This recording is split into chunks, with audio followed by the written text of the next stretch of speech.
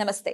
Spiritual, motivation, educational వీటికి సంబంధించి interviews ఇవ్వదలుచుకున్న వాళ్ళు కింద నంబర్ కి కాంటాక్ట్ చేయండి. నమస్తే, వెల్కమ్ టు అవర్ ఛానల్. నేను పద్మిని. ప్రస్తుతంతో పాటు ప్రముఖ ఆధ్యాత్మికవేత్త, వాస్తు జ్యోతిష పండితులు, రాజరాజేశ్వరి ఉపాసకులు, జ్యోతిష రత్న, జ్యోతిష ప్రపూర్ణ బిరుదాంకితులు శ్రీమతి భానుకోటేశ్వరి గారు మనతో పాటు ఉన్నారు. మాట్లాడదాం. నమస్కారం అండి. జై శ్రీరామ్. శ్రీమాత్రే నమః. శ్రీ గురుభ్యో నమః. భాను గారు, ఇది ఒక ధర్మ సంక్లిష్టమైనటువంటి ప్రశ్నలు కొన్ని వస్తూ ఉంటాయండి. అది ఎలా సమాధానం చెప్పాలి? ఒక సమాధానం చెప్తే ఒక వర్గం వాళ్ళు ఏమన్నా బాధపడతారా అన్న పరిస్థితి వస్తూ ఉంటుంది ఒక్కొక్కసారి.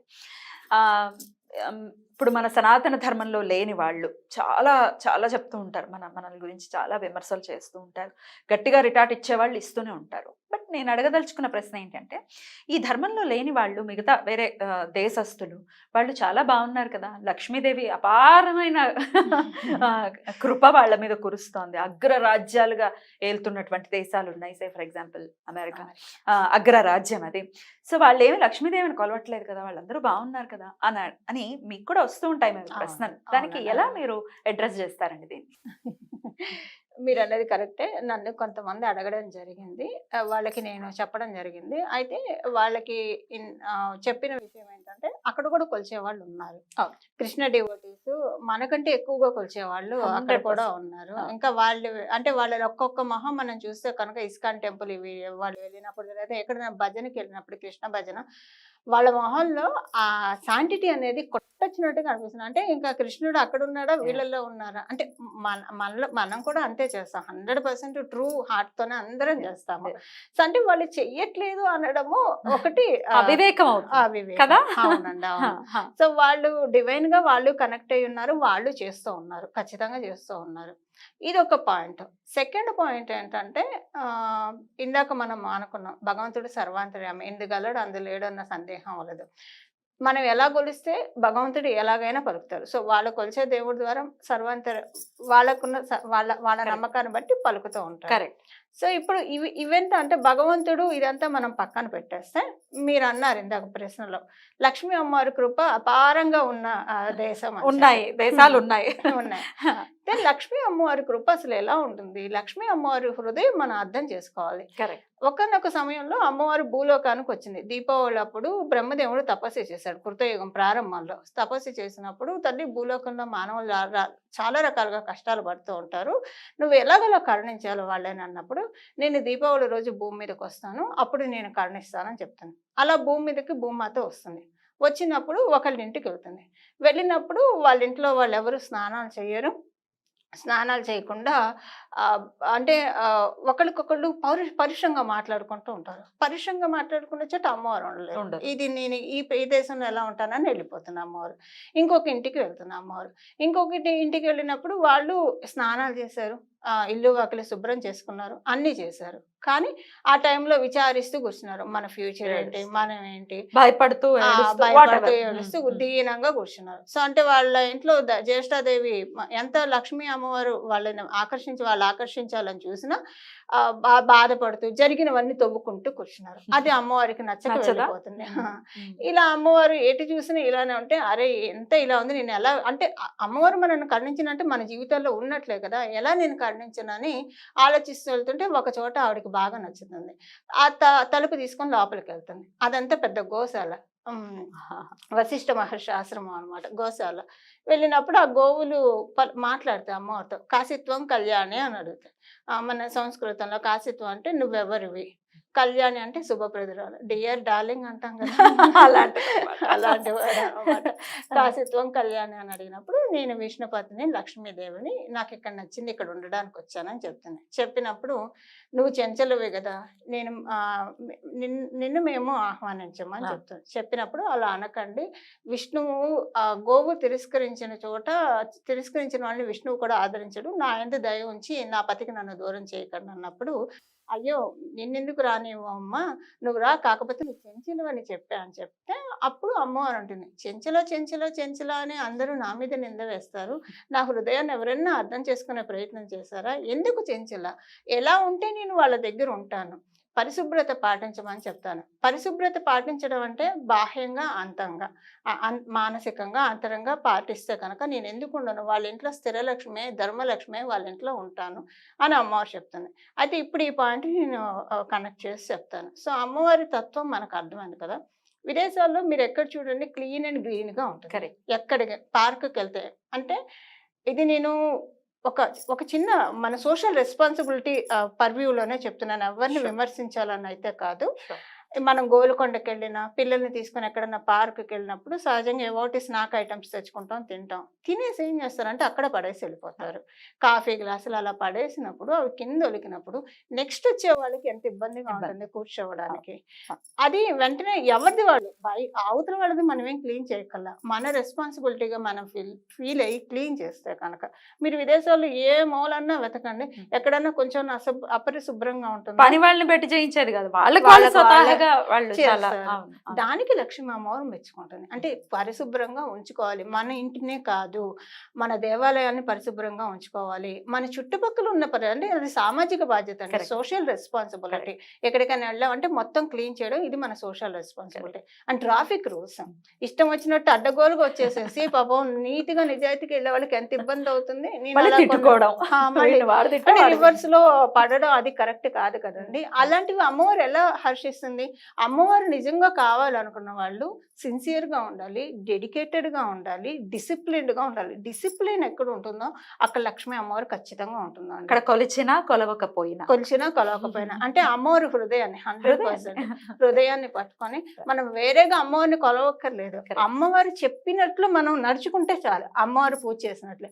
నేను అందుకే ప్రతిరోజు ఉదయాన్నే వేకువజామున లేస్తాను కదా, లేవగానే అంటే పనమ్మాయి వచ్చి శుభ్రం చేస్తుంది, కానీ నేను ఒకసారి తుడుచుకుంటాను. అమ్మాయి రావడానికి ముందే తుడిచేస్తాను, ఎందుకంటే అలా ఉంచి పూజ చేయకూడదు కదా. ఇల్లు శుభ్రం చేస్తూ లక్ష్మీప్రదం అంటూ చెప్పుకుంటాను. అలా చేయాలా? అలా చేయాలి. అంటే లక్ష్మీ పూజే కదండి. అలా నేను చేస్తున్నానంటే అమ్మవారిని రావమ్మ మహాలక్ష్మి అని చెప్పి పిలుస్తాను. సో శుభ్రం చేస్తున్నానంటే అమ్మవారికి ఇష్టమైన పని కాబట్టి లక్ష్మీప్రదం అనుకుంటా. ఏదైనా దేవాలయానికి వెళ్ళినప్పుడు ఎక్కడన్నా బూజులు కలిపితే వెంటనే నా చీర కొంగుతో అయినా నేనేం ఇది కానండి తుడిచేస్తాను, కొత్త చీర అయినా సరే తుడిచేస్తాను. అక్కడ ఏమన్నా మెయిన్ పూలు అస్సలు కింద పడకూడదండి, ఆ పూలను తీసి పక్కన పెట్టడము ఇలాంటివన్నీ. అంటే ఏం లేదు, సోషల్ రెస్పాన్సిబిలిటీ, మన ఇంటి రెస్పాన్సిబిలిటీ మనం ఎప్పుడైతే కరెక్ట్ గా మెయింటైన్ చేస్తామో లక్ష్మీ అమ్మవారు తాండవేసింది. ఇంకా మనం ఇంత సనాతనంలో ఎన్ని పాటిస్తున్నామో ఈ ఒక్క చిన్న పాయింట్ మనం మిస్ అవుతున్నాం. ఇవి మిస్ అవటం వల్లనే అసలు కరుణ అనే దానికి మనం పాత్రలు కాలేకపోతున్నాం కదా. అసలు ఈ గుమ్మాలు తుడిచేటప్పుడు అంటే బయట వీధి చిమ్ముకునే వాళ్ళు వెంటనే పక్కింట్లోనే వేసేయడం, వాళ్ళ గుమ్మంలో వేసేయడం ఎంతవరకు వాళ్ళు నొచ్చుకుంటారు కదా. ఒక మనసు నొప్పించినప్పుడు లక్ష్మీ అమ్మవారు మనల్ని ఎలా కరుణిస్తుంది. కరెక్ట్. ఇదొకటి మనకి ఎరుక ఉండాలి. అక్కడ వాళ్ళు ఏంటంటే ఎక్కడైతే లక్ష్మీ అమ్మవారికి మేనర్స్ ఎక్కువ అండి, చాలా మేనర్స్ ఎక్కువ. ఈవెన్ జ్యేష్ఠాదేవికి కూడా మేనర్స్ ఎక్కువ. ఆవిడ వెళ్ళేప్పుడు మనకి చెప్తుంది, లక్ష్మీ అమ్మవారు వచ్చేప్పుడు మనకి చెప్తుంది. అడుగడుగున చెప్తూనే అమ్మవారు వస్తుంది. అంటే అసలు చెప్పక్కర్లేదు, మనందరం పొద్దున్నేస్తే రావమ్మ మహాలక్ష్మి అంటూ ఉంటాం, మళ్ళీ మన గుమ్మం తట్టి ఎందుకు రావాలి అమ్మవారు? అదేంటంటే సంస్కారాన్ని మనలో మనం అన్ని విధాలుగా, అంటే లేదని చెప్పట్లేదు, కొన్ని ఇలాంటివి కూడా మనం ఏమనుకుంటాం అంటే మన ఇంటి వరకు, మన చుట్టూ ఉన్న వాళ్ళ వరకు ఉంటే కరెక్ట్ కాదు కదా. అంతవరకు కాకుండా సోషల్ రెస్పాన్సిబిలిటీ చిన్న చిన్నవి అంతేనండి. ఈ చెట్లు పెంచుకున్నప్పుడు కూడా కాంపౌండ్ వాల్ అంటే మధ్యలో ఉంది చెట్టు, వాళ్ళకి వీళ్ళకి మధ్య ఆకులు రాలుతున్నాయని గొడవలు పెట్టుకుని జుట్టు పట్టుకున్న వాళ్ళు ఎంతమంది. ఆకులు వెళ్తే చక్కగా క్లీన్ చేస్తే ప్రకృతి మాత అమ్మవారు, ప్రకృతికి సేవ చేస్తున్నాం. అందుకే కదా ప్రకృతి నమః అని అనుకుంటాం కదా. ఊరికే అనట్లేదు, బ్రహ్మ పదార్థంగా భావిస్తూ మనం చేస్తే కనుక అందులో మనం సనాతనంలో ఉన్నాము. అందరికీ కన్ను మన భారతదేశం మీద, ఇది మనందరికీ తెలిసిన విషయం. ఎప్పటి నుంచో సనాతన ధర్మం మీద దాడులు జరుగుతున్నాయి, కానీ సనాతన ధర్మం ఎప్పటికీ బలం ఎప్పుడు ఉంటూనే ఉంటుంది. ఇన్ని నిధి నిక్షేపాలు మన దగ్గరే పెట్టుకున్నాము, కానీ చిన్న చిన్నవి మనం మిస్ అవ్వడం వల్ల వాటికి మనం దూరం అవుతున్నాం అంతే, అంతకంటే. భానుగారు, మీరు అంటే వేరే దేశస్తులు ఎలా ఉంటారు అనేది చెప్పారు కదా, నాకు కూడా ఒక ఎక్స్పీరియన్స్ ఉంది భానుగారు, చెప్పమంటారా? చెప్పండి. చెప్పండి. నేను ఆస్ట్రేలియా వెళ్ళాను 2017లో. ఆస్ట్రేలియా వెళ్ళినప్పుడు అంతకు ముందు రోజు వరకు అక్కడ భీకరమైన తుఫాను అన్నమాట. సో మేము ల్యాండ్ అయిన రోజుకి సెటిల్ అయింది, తుఫాన్ అంతా మామూలు అయిపోయింది, బట్ చలి చాలా ఎక్కువ ఉండింది అనమాట. అయితే నేను చూసి ఆశ్చర్యపోయాను. అంత తుఫాను కనీసం ఒక పేపర్ ముక్కను కూడా మేము చూడలేదండి రోడ్డు మీద. ఇంత దుమ్ము చూడలేదు. ఏంటండి అని అంటే నేను అన్నాను, ఏమంటే మీరు నిజంగా చెప్పండి తుఫాను ఉండిందా ఇక్కడ అంటే, లేదండి ఈ దేశం ఇలాగే ఉంటుంది, దేశ పౌరులందరూ చాలా బాధ్యతాయుతంగా ఉంటారు అని చెప్పినప్పుడు నిజంగా ఆశ్చర్యం అనిపించింది. అసలు కడిగిన ముత్యం అంటారు కదా, అలా ఉంది రోడ్లన్నీ కూడా. ఇంట్లో కూడా మనం అంత శుభ్రంగా ఉంచా, రోడ్లు అలా ఉన్నాయి. అలాగే అసలు నేను సిడ్నీలో సైట్ సీయింగ్కి వెళ్ళినప్పుడు రోడ్లన్నీ రద్దీగానే, ట్రాఫిక్ తో రద్దీగానే ఉన్నాయి. అయినప్పటికీ హారన్ అన్నది వినపడలేదండి నాకు. హారన్ వినపడలేదు అసలు. అసలు ఏంటంటే ఎవరు హాంక్ చేయరు అలాగా ఊరికి. అసలు ఇక్కడ హాంక్ లేకపోతే ఏమిటి, ఏదో విచిత్రంగా ఉంది, మనం ఉన్నామా ట్రాఫిక్ లో ఉన్నామా అని అనిపిస్తుంది. సౌండ్ పొల్యూషన్, ఈ సౌండ్ పొల్యూషన్ గురించి కూడా చెప్పండి బాగా. తప్పకుండానండి. సౌండ్ పొల్యూషన్, వాయు పొల్యూషన్ మనకి 5 తత్వాల్లో ఉంటుంది. ఈ సౌండ్ పొల్యూషన్ అంటే శబ్ద కాలుష్యం కదా. శబ్ద కాలుష్యం చేయడం వల్ల ప్రకృతి మాత్రం డిస్టర్బ్ చేసినట్లే కదండి. సో మీరు అంటే రీసెంట్ గా వచ్చిన బింబిసారా మూవీలో చూసుకుంటే కనుక అతను ఒక ఎరా నుంచి ఈ ఎరాకి వచ్చేస్తాడు. ఆ ఎరాలో మొత్తం సైలెంట్ గా ఉంటుంది. అబ్బా ఏమిరా మానవ,